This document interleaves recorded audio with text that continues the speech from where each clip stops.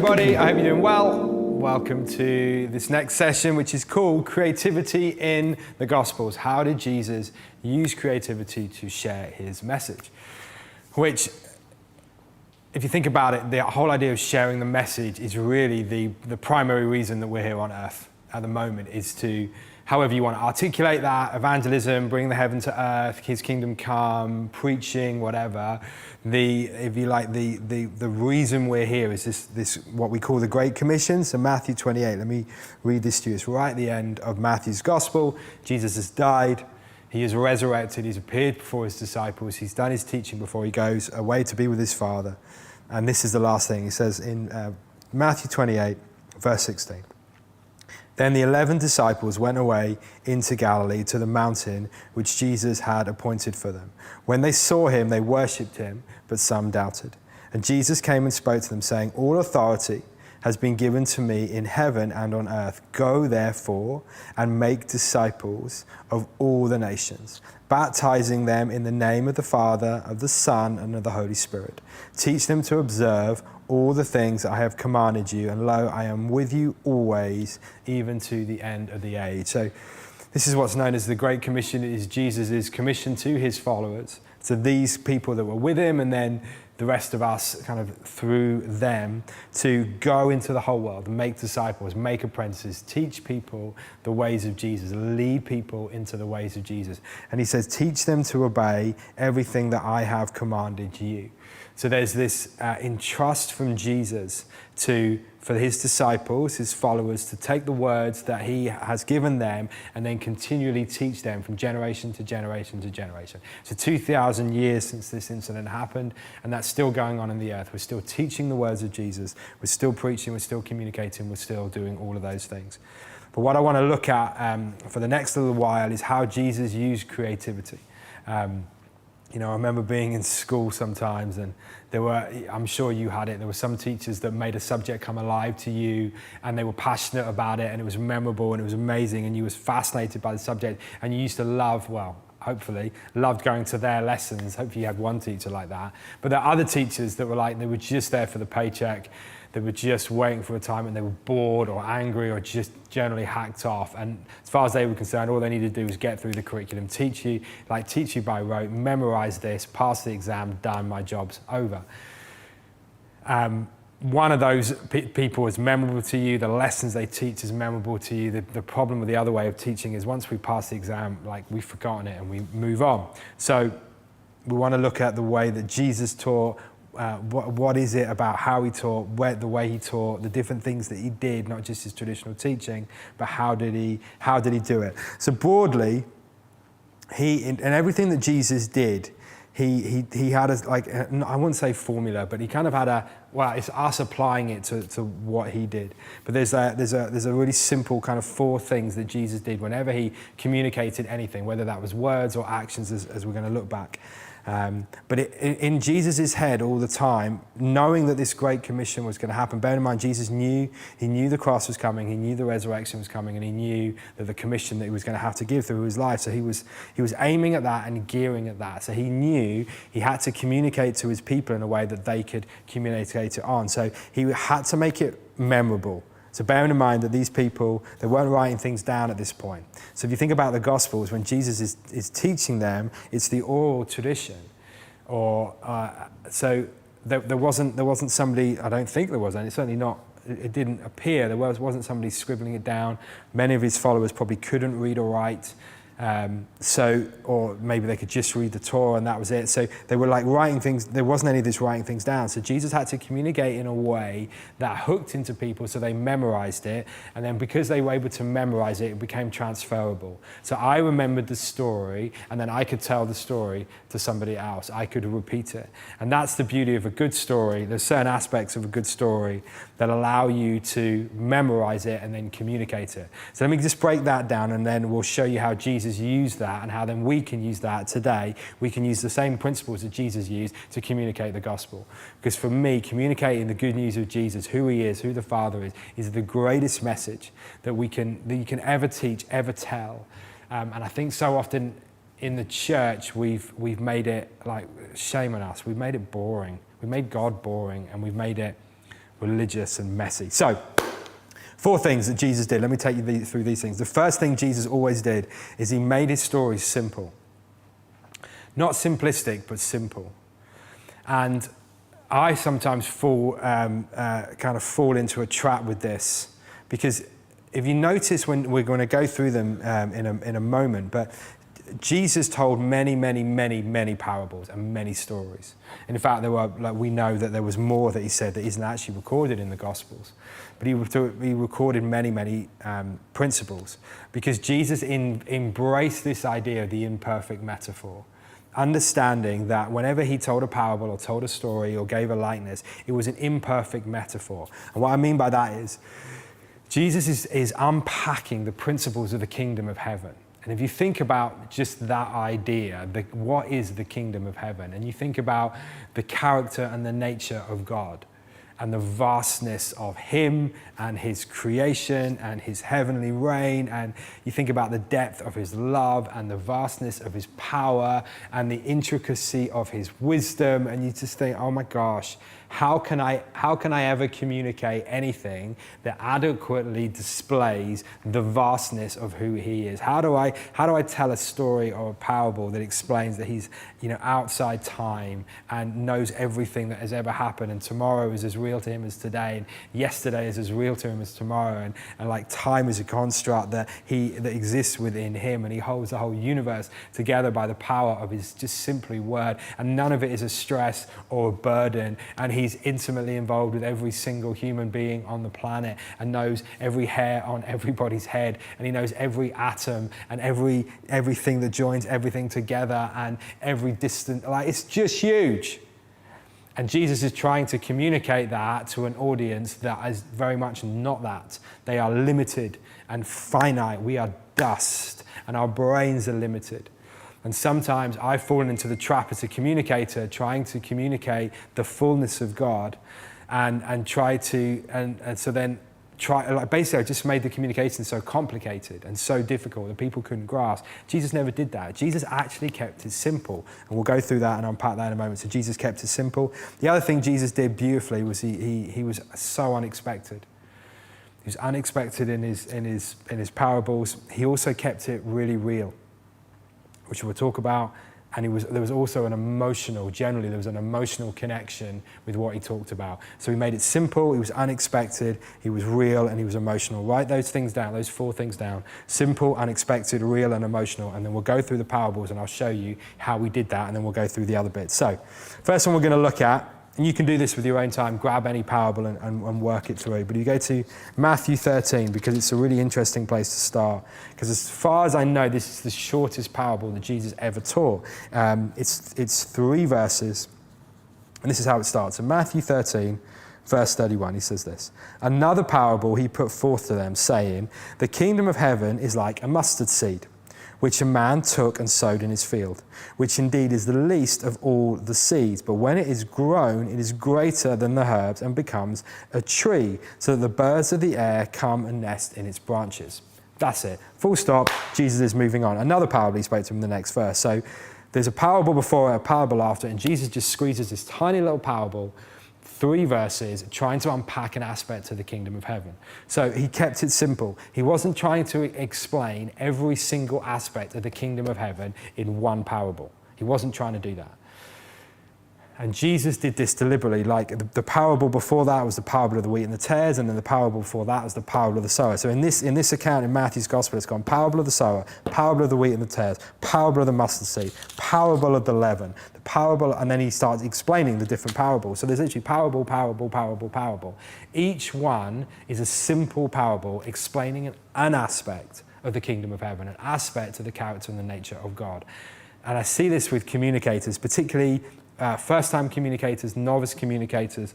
One of my constant lessons when I'm teaching people communication is with novice communicators is they try to get the fullness of God into one 20-minute sermon, which when you say it out loud sounds utterly ridiculous, and yet people still do it.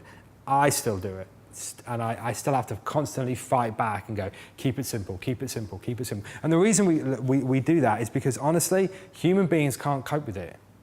What the most important message in communication, if you go back to Matthew 28 was teach them to obey all the things that I've commanded you. Go make disciples and teach them to obey all the things. So the most important thing is that the people that we're teaching understand and grasp what we're teaching them. And I think sometimes as communicators, we fall into the trap where we read something and we're fascinated by it and we love it and we're excited about it and we want to teach people everything we know about this one subject in 20 minutes. And it is, honestly, it's like trying to give somebody a drink from a fire hose. And you just can't drink it. You end up drowning and they switch off. So Jesus didn't do this. Jesus was so brilliant at keeping his parable simple. It was one point. This parable of the mustard seed, it's just one simple idea for them to grasp and understand. It was unexpected. So if you want to make something memorable, back to Matthew 28, I want to make it memorable and transferable when I'm explaining the kingdom of heaven, explaining anything about God. So I'm going to keep it simple. Mustard seed. The people that of that day understand agricultural society, subsistence farmers or small holdings. They grew their own food. There was no supermarkets or any of that kind of thing. So people understood mustard. They understood herbs. They understood that kind of thing. So when Jesus said, the kingdom of heaven is like a mustard seed, the people there knew what a mustard seed is, knew what it looked like. And mustard seeds, if you've ever seen them, they are tiny. They're like tiny little dots on your hand. They're so insignificantly small. So Jesus was doing something unexpected. These people would have understood the idea of the kingdom of heaven. They would have understood the kingdom of heaven's coming to earth, Messiah driving out the Romans. They'd have understood the big and the vastness of God. And so Jesus is going, kingdom of heaven, right? This massive vastness, this hugeness. And they would have gone, yeah. It's like a mustard seed. And I imagine at this point Jesus pausing and looking at them until somebody said, you what? Like how is the kingdom of heaven like a mustard seed? How is the biggest thing that we can think of the kingdom of heaven, God, his reign, his rule, his throne? How is the biggest thing we can think of like the smallest thing we can think of?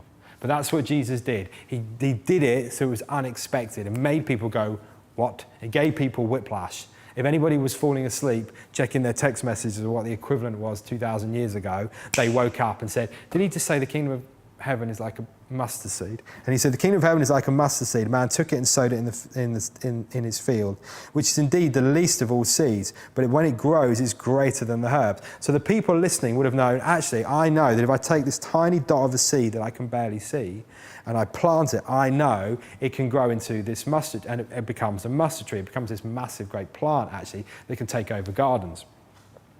So what Jesus was doing was going, really simple, mustard growing plants.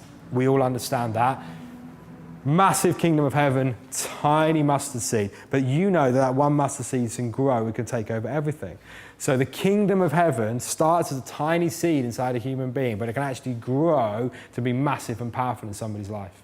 People have gone, okay. So it was simple, it was unexpected, it was real. They understood the reality of it. They understood that actually I know what a mustard tree is. I can see a mustard tree. It's not an ethereal concept. It's not something weird. I can actually see it. But then here's the interesting thing. Jesus always tried to get some emotion into it. So he's talking to people. Bear in mind his typical audience. The typical audience of Jesus was the commoner, the poor, the outcast, the marginalized, these people on the edges. And Jesus is saying, this vast kingdom of heaven, which they would have felt excluded from. They weren't picked by the Pharisees to be discipled. They would have been, they're kind of like shunned by the religious elite and by the social elite. These are the outcasts. But Jesus said this massive kingdom of heaven actually starts off so tiny.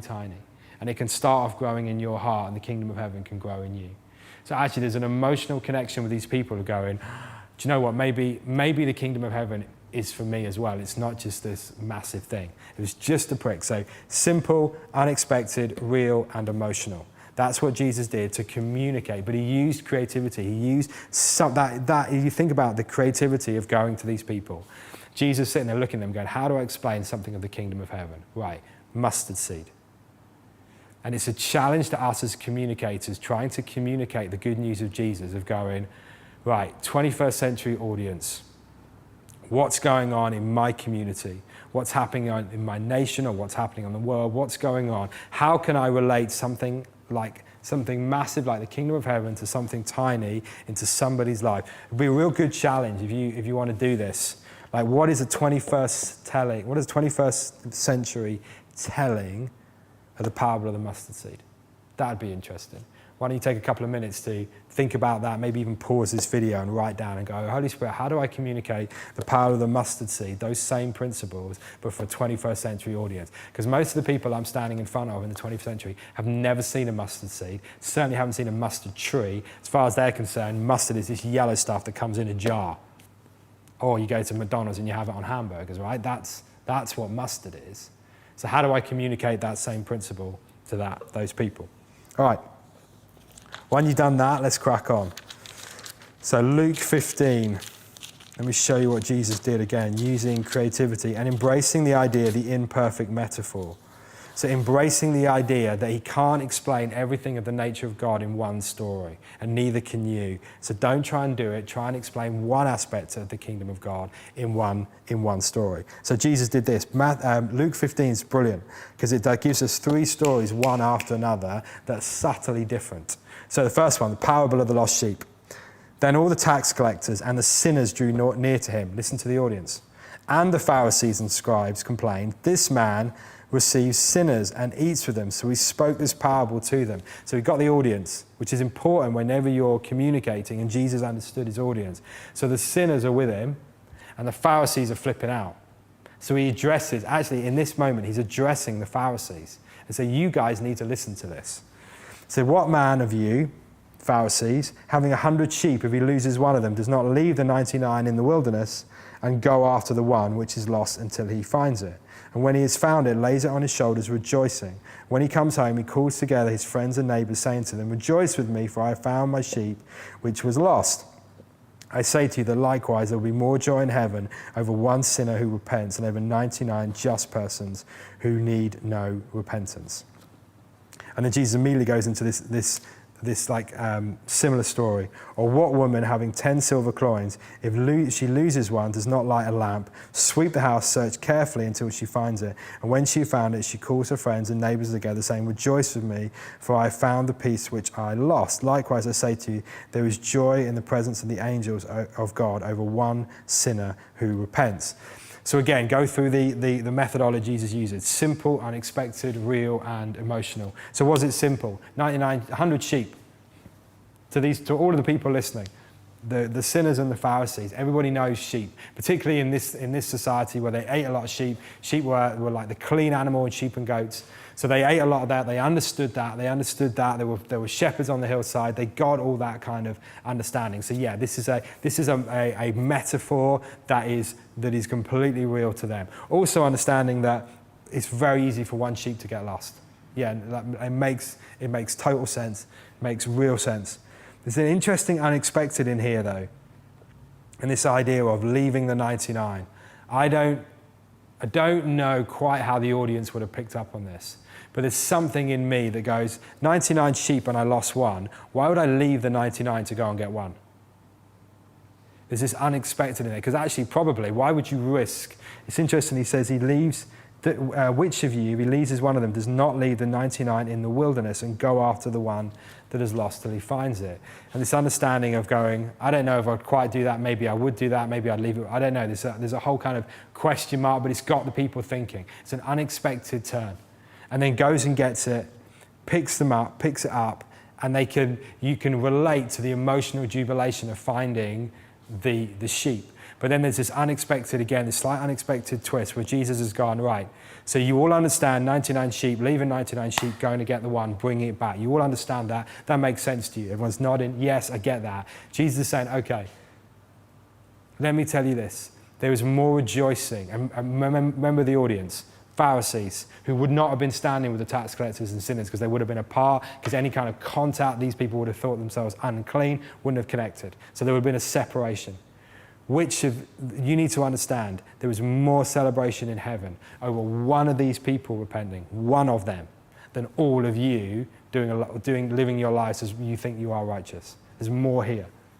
Imagine the unexpected. Unexpected for both the audiences. So these people, there would have been this, well, we know how the Pharisees reacted to Jesus, right? That kind of response. But can you imagine what it would have been like for these people to hear that story? Of knowing, hold on a second, heaven rejoices if I repent. I was told I wasn't good enough for heaven. I was told there's no place for me. I was told I didn't have the right intellect or the right birthright or the right whatever. I was told I was unclean. But actually you're telling me heaven rejoices over me if I come back. I think the simple power of that story that's so memorable that it's, again, one of those stories that we teach in Sunday school, and kids remember it over and over and over again because it's such a simple story. All right, let's keep going. Probably my favorite parable in the whole Bible. Again, imperfect, but utterly beautiful. So this is later on in Luke 15, lost sheep, lost coin, lost son, this one is titled. Then he said, a certain man had 2 sons. And the younger of them said to his father, Father, give me the portion of goods that falls to me. So he divided them to his livelihood. And not many days after that, the younger son gathered all together, journeyed to a far country, and there wasted his lives with prodigal living. Again, simple story. Son going to his father saying, I wish you would give me your inheritance, I want to leave. That may have happened. It probably did happen. There was a culture around what to do if that did happen, so that the audience would have understood that. And it would be interesting and thinking, I wonder how the Pharisees heard that first part of the story, and I wonder how the sinners and tax collectors heard that first part of the story. Maybe there was a bit in them identifying with the prodigal son here, and maybe there was a bit over here thinking, yeah, he's a downright toe rag. What's going to happen to him? But when he had spent all, there arose a severe famine in the land, and he began to be in want. Then he went and joined himself to a citizen of the country, and he sent him into the fields to feed swine. And he would gladly have filled his stomach with the pods that the swine ate, and no one gave him anything. Again, layered, visual, emotional, like this Jewish son who had an inheritance from his father has now fallen so low that he is feeding pigs, and he is envious of the pig food. Pigs, this unclean animal that everybody here would have known they're unclean. These Pharisees would have been more and more revulsed, the emotion of this story of this man. Like, how far can you fall? He's dishonored his father. He's spent all his money on wanton living. He's now eating with pigs. It's like, this is like revolting, horrible. This guy is like, you cannot fall any lower than this. And imagine you've got people on this side fully identifying with this fallen son, and the people on this side sat in judgment and supremacy over this lost son.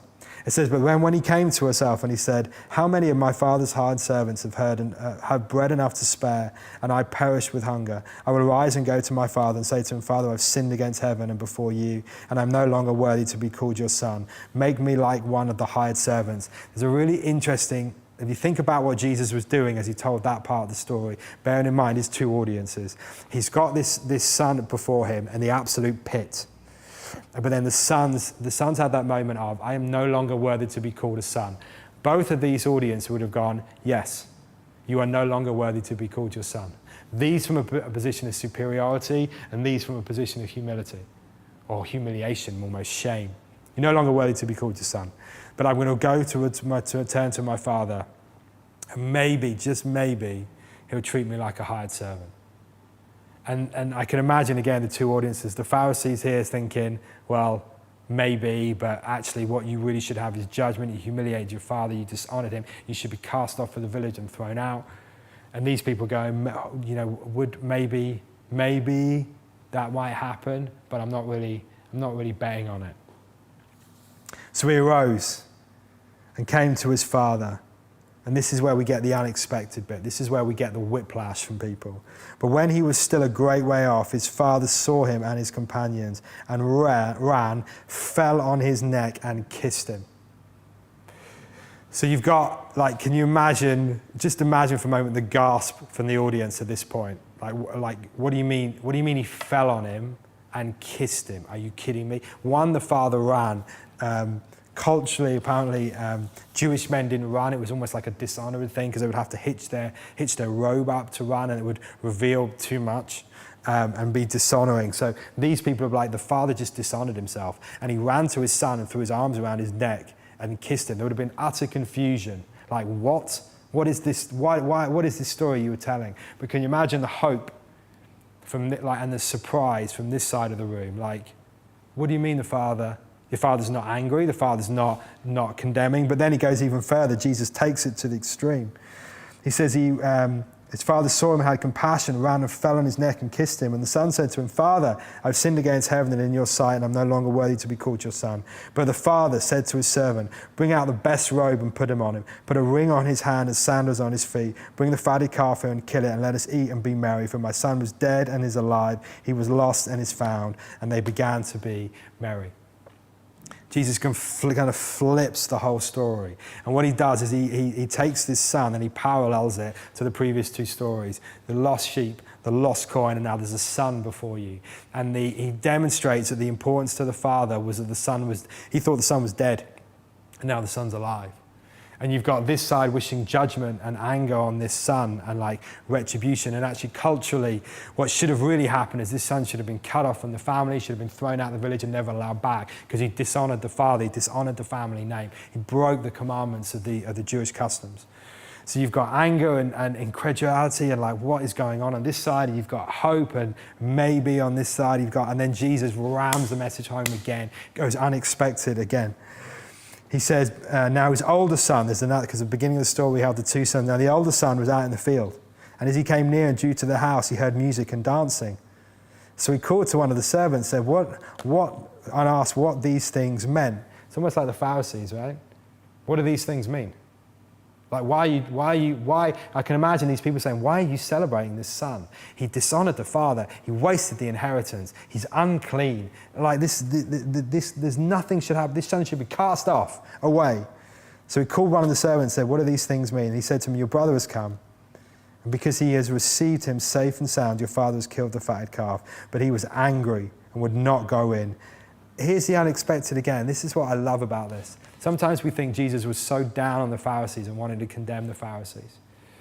And there was an element of his anger towards them, but there was always the compassion. Again, the unexpected with Jesus. Therefore, he was angry, he would not go in. Therefore, his father came out and pleaded with him. And again, this is this part of this cultural moment. The father was in the feast. He was the host. He was running the feast. They had his younger son as the guest of honor. Everybody was partying, but his older son wouldn't come out. So the father left the feast.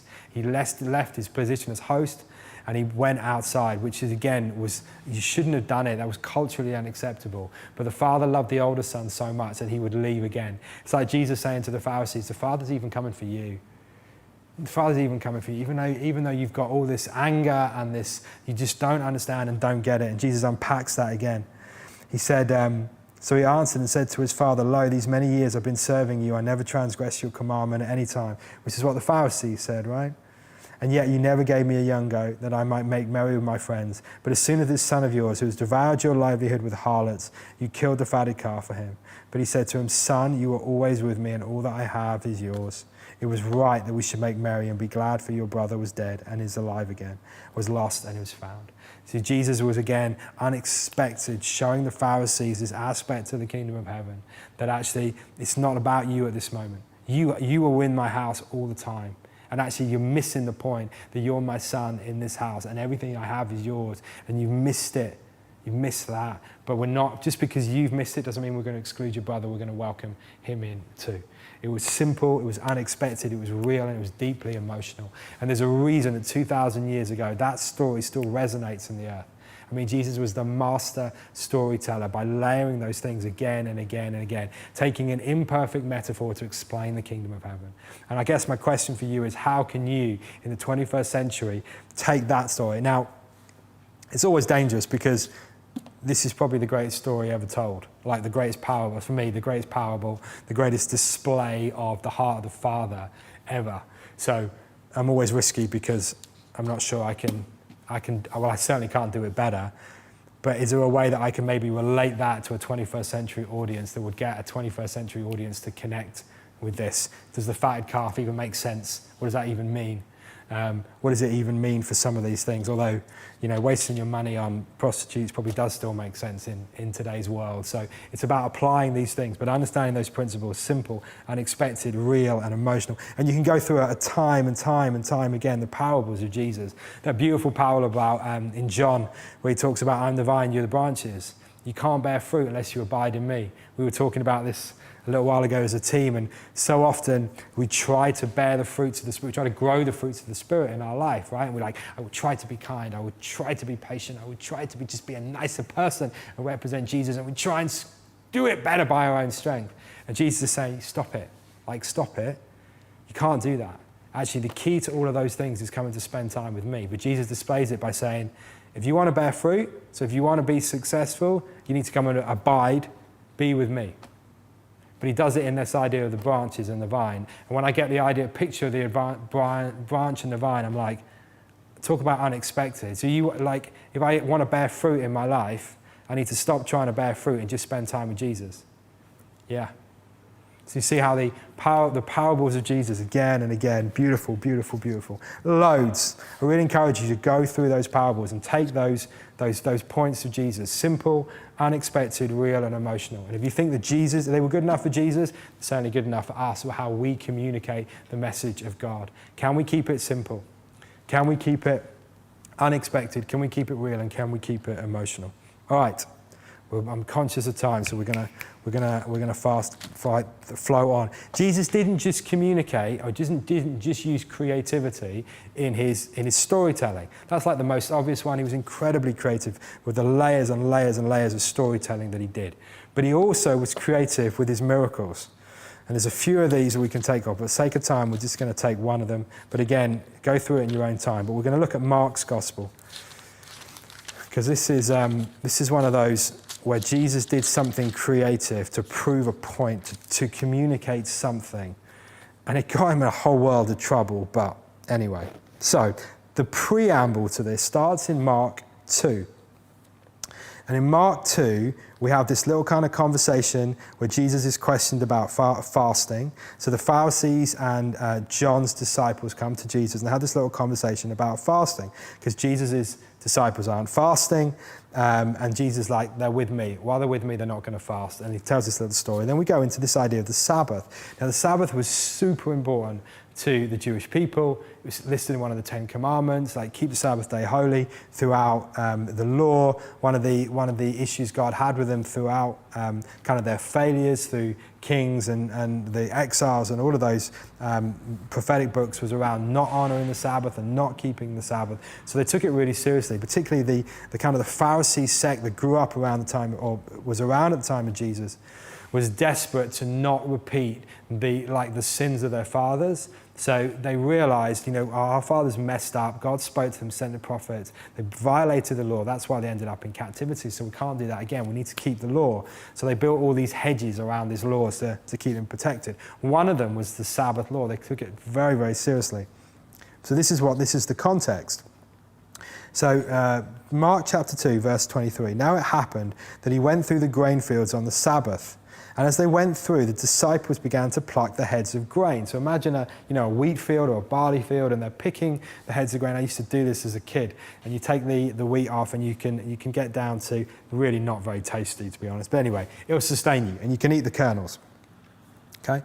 The Pharisee said to him, look, why do they do what is not lawful on the Sabbath? Because as far as the Pharisees were concerned, this was work. You were plowing, or harvesting the field by picking the grain. That was work. And the Pharisees were like, you can't work. The law is you can't work on the Sabbath. That's work. Stop it. You're breaking the law. Jesus said to them, have you never read what David did when he was in need and hungry? So Jesus completely flipped it.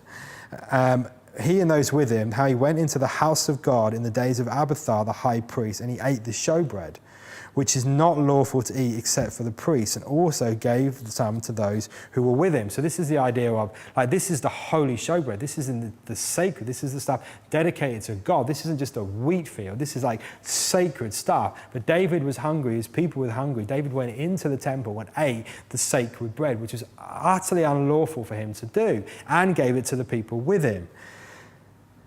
And like there were no consequences. As far as God's concerned, that was okay and a contextually thing to do, because Jesus is trying to explain to them the Sabbath was made for man, not man for the Sabbath.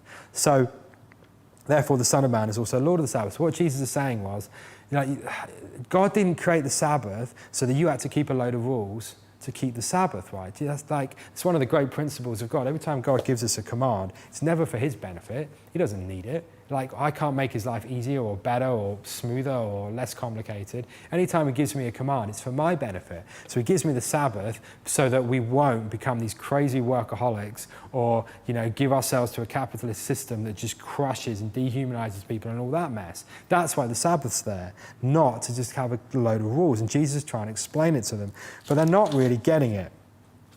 So Jesus does something just beautifully Jesus.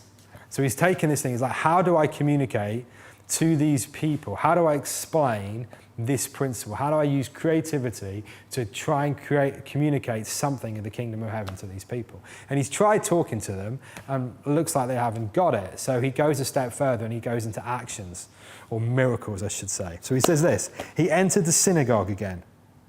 And there was a man there with a withered... Sorry, chapter 3, this is in Mark. So straight after that account with the Sabbath. He entered the synagogue again. A man was there who had a withered hand. So they watched him closely. So everybody was watching whether he, being Jesus, would heal him on the Sabbath so that they might accuse him. Which is just spectacularly messed up anyway, as we're about to unpack. So Jesus is in the synagogue. He's on Sabbath. This is the non-working day. This is the context. There's a man there with a withered hand who they're watching. I don't know, they set him up. I don't know. We don't know quite what happened, but this guy's in the room. Okay. And he, so this is Jesus, said to the man who had a withered hand, step forward. So picture this. Crowded synagogue. All the men are there. Guy there with a withered hand. The Pharisees are watching this guy and they're watching Jesus. Jesus knows it. So rather than hiding or doing it quietly, like Jesus could have done what we're about to read really quietly if he wanted to, but he didn't. He said to the man, step forward. Literally, stand in front of the crowd, because he was using creativity to make a point. Get into the middle of the crowd. And he said to them, these Pharisees, is it lawful on the Sabbath to do good or to do evil, to save or to kill? So the Pharisees were going incredibly micro. They were going, work, bad on the Sabbath, picking wheat, we call that harvesting, that's work, that's bad. And Jesus is like, you totally missed the point of the Sabbath. The Sabbath was not created, you weren't created to serve the Sabbath. The Sabbath was created to serve you. Let me show it to you. Is it lawful to do good or evil on the Sabbath? And they say nothing. They don't speak, because I guess they sense the trap and in some ways the stupidity of what they're saying. It says, but they kept silent. And when he looked at them with anger, being grieved by the hardness of their hearts, because these guys would rather Jesus didn't heal on the Sabbath, because as far as they were concerned, healing was work. So they would rather this guy stayed sick on the Sabbath than Jesus do a miracle and break their idea of the law. So Jesus has taken this guy, stepped him in the middle of the room, said to the Pharisees, is it lawful to do good or evil, bring life or death on the Sabbath? They don't say anything. So he says to the guy, stretch out your hand. And he stretched it out. And as his hand was restored, as whole as the other. Then the Pharisees went out and immediately plotted with the Herodians against him, that they might destroy him or kill him, another version says. So don't get me wrong, risky strategy, but Jesus understood what he's doing and knew it. But he used creativity. He used a physical demonstration of his power to prove a point, to teach them something, or to try to teach them something. Certainly teach the rest of the room something. And this is going to be an interesting one for us as believers and where you are in your faith. But I believe we need a re-emergence of the miraculous. But not in a really healthy way, in a healthy way that reveals the character and the nature of God in a creative way, just like Jesus did here. And it's a real challenge for me as leaders. I hope it's a challenge to you listening, is how do I partner with the Holy Spirit to use miracles to display God's character, not to make myself look good or make my church look good or have some ego, but actually to display something of the character of God in a situation. Feeding of the 5,000 is another one. Calming of the storm is a really interesting one. Again, Jesus walking on the water. Go and have a look at those in your own time and see why did he do that? Ask yourself why. How did Jesus use a miracle creatively to explain something about the character and nature of God? Right, we're gonna dive on quickly for sake of time. I want to do a couple of actions, see how much time we've got here. Matthew 21, there's a couple right after each other. So Jesus used stories, he used miracles, but then he also used direct action creatively to display something about the nature of God. And there's something about creative action that grabs people's attention. Protesters have been using this for years, really innovative, creative ways that get people's attention and make people stop. So, Matthew 21, Jesus again, think about Matthew 28, go and make disciples, teach them to obey everything I've commanded you, and I'll be with you to the end of the age. Jesus is constantly trying to teach people about his character in a memorable way that grabs people's attention, that's simple, that is unexpected, that is real and is emotional. So, triumphal entry. Matthew 21. Now, when they drew near to Jerusalem, so this is Jesus going to the cross at this point. This is coming towards the end. And they came to Bethphage at the Mount of Olives. Jesus sent 2 disciples, saying to them, go into the village opposite you, and immediately you will find a donkey tied and a colt with her. Loose them and bring them to me. And if anyone says anything to you, you shall say, the Lord has need of them, and immediately he will send them. All this was done that might be fulfilled, which was spoken by the prophet, saying, tell the daughter of Zion, behold, your king is coming to you, lowly, sitting on a donkey, a colt, the foal of a donkey. So the disciples went and did as Jesus commanded them. They brought the donkey and the colt, laid their clothes on him, and set him on them. And a great multitude spread out their clothes on the road. Others cut down branches from the trees and spread them on the road. Then the multitudes who went before him, and those who cried out, singing, Hosanna to the Son of David. Blessed is he who comes in the name of the Lord. Hosanna in the highest. When he came into Jerusalem, all the city was moved, saying, who is this? So the multitude said, this is Jesus, the prophet from Nazareth of Galilee. So, context, again, simple. It's just a picture. In one end, it's just a guy riding on a donkey, right? What's the fuss? But bear in mind all the context leading into this. Miracle after teaching, confronting the Pharisees. The people going, he's a prophet, he's raised people from the dead. He's calmed storms, he's fed multitudes, he's cast out demons, he's healed lepers. Like miracles. This is phenomenal stuff. And then he comes into he's at the height of his fame, and he's making this entrance, this big, grand entrance into Jerusalem, and the crowds are waiting for him. People are already talking about making him king, and is the kingdom of heaven coming, and Messiah, and all of this buzz is going around about Jesus. So Jesus needs to make a statement about who he is. So Jesus' statement is, I need a donkey. I need the lowliest, I don't know if you've ever seen a donkey in the flesh, but they're funny looking animals, right? And this is the contrast, the unexpected of Jesus. If a king wanted to make a triumphant entry, which they did, generals and conquerors of armies, they made a triumphant entrance into a city. They would do it on horseback, or they would do it with a chariot. They would do it with their armies in front of them, and they would do this great display of power. Jesus went the exact opposite, just like Zechariah said in this prophecy. He said, behold, your king is coming to you lowly, sitting on a donkey. Jesus became like the base. He's displaying, I am the king, but I'm the king that comes on a donkey. Unexpected. And now even that, so we tell these stories because it's such a vivid image to us. And it's easier, I guess, in those days because there was the contrast to the general. And this is one of our challenges, is telling the truth of the kingdom of heaven to a 21st century audience. Is what's the equivalent of, what's a modern day parable of this? Of what would it be like for Jesus to do, how would you do a triumphal entry now? What would that look like? Would it look like, I don't know, some massive launch on social media or Hollywood or the Oscars or something like that? I don't know. But Jesus used an action to display something of his character and the nature of God. And it's one of the things we get sometimes accused of in the church, that our actions don't always line up with our words or what we say. What if we were able to use prophetic action? Because I believe this is prophetic action. And what I mean by that is it's an action that displays something of the heart of the character of God. What if we use the prophetic action to display something about the heart and the character of God? What would that look like for us now? What are the things that God's speaking to you about in your community, your city, your nation, that actually they need an action that grabs people's attention? Because it's interesting, the very next thing Jesus does is the triumphant entry. He says, then Jesus went into the temple of God. So he goes triumphant entry on a donkey straight into the temple. And he says he drove out all of those who bought and sold in the temple and overturned the tables of the money changers and the seats of those who sold doves. And he said to them, it is written, my house should be called a house of prayer, but you have made it a den of thieves. Then the blind and the lame came to him in the temple and he healed them.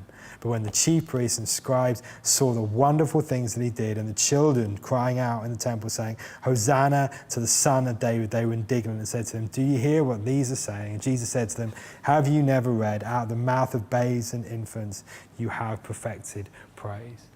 So there's this incredible action that Jesus does, like premeditated. One account in this, in one of the Gospels, says he made a whip of cords and he drove the animals out. He literally took tables and flipped tables of money. He caused this massive disturbance, and then he welcomed the lame and the blind, these people that had no place in the temple. He welcomed them and he healed them, and the children are running riot, shouting, Hosanna to the Son of David. It's just incredible, like risky. This is one of the things that got him killed, because he was challenging the powers. He was challenging the authority in the land and saying, what you're doing is not displaying the kingdom of heaven. And I wonder what they're talking about creativity. I mean, you can go to the image of washing the disciples' feet. What a prophetic action, where Jesus washes the disciples' feet. Go and read that in his context. Try and put yourself in that place, that God, King, Yahweh, got down on his knees in an apron and washed Judas's feet, and then said to his disciples, as I have done, you do. But imagine that, and imagine what that would look like. So we've got to earth this in our day and go, okay, there are some things that God is saying to us about the state of our nation, about what's going on in our society, what's going on in our city, in our community. There's injustice raging. There is people being marginalized and oppressed and hurt. Well, what would it look like for the church? What would it look like for you to act prophetically in that space, act creatively like Jesus in that space, and going, okay, well, what's going on? What's happening? One of the things that's bothering me, we're recording this the lockdown's coming to the end, but the pandemic, one of the things I've learned in the pandemic, or has been really stark to me in the pandemic, is how we have worshipped productivity. And the church has fallen into the trap of worshipping productivity. And you are what you produce, and you are valued by what you produce. And we worship things that people produce rather than valuing people because they are made in the image of God, and valuing rest and recovery and all of that stuff. What would it look like prophetically to embrace that in our nation? What would it look like to prophetically embrace that in our society that says work harder, spend more, max out your credit cards, you are only as good as what you look like, or you're only as good as what you produce, all of these things? What would it look like to prophetically stand against that in our time? I have no idea. But actually, you are made in the image of God, and you are creative by design, and you have the Holy Spirit inside you. So the Holy Spirit can speak to you and lead into those things. But what an opportunity to display the character and the nature of God, provoke conversations, start a discourse about some of the things that are in our society that are not representative of heaven. And you've got an opportunity to do something about it. So I hope that helps, showing how Jesus used creativity. Remember, he kept it simple. He always went with the unexpected. He kept it real, but he used emotion as well to make these stories memorable. There's a really great book that you can read called Make It Stick by Chip and Dan Heath, talking of some of these principles. Actually, they basically ripped off Jesus and made a really good book about it, but it helps understand some of these things. So continue to use creativity. It takes more work. Takes you to be a bit more disciplined and do some digging and to think more about how I communicate, what that looks like. But I think if you can do that, you can communicate some of these phenomenal truths in a way that will actually cause them to be memorable for people. We want people to remember them. So weeks later, years later, they're still thinking about the things that you told them about the kingdom of heaven. Because we don't know when that moment happens, when their eyes open and they see God. But we want them thinking about these things over and over and over again so that moment can happen. All right? Love you guys. Be blessed.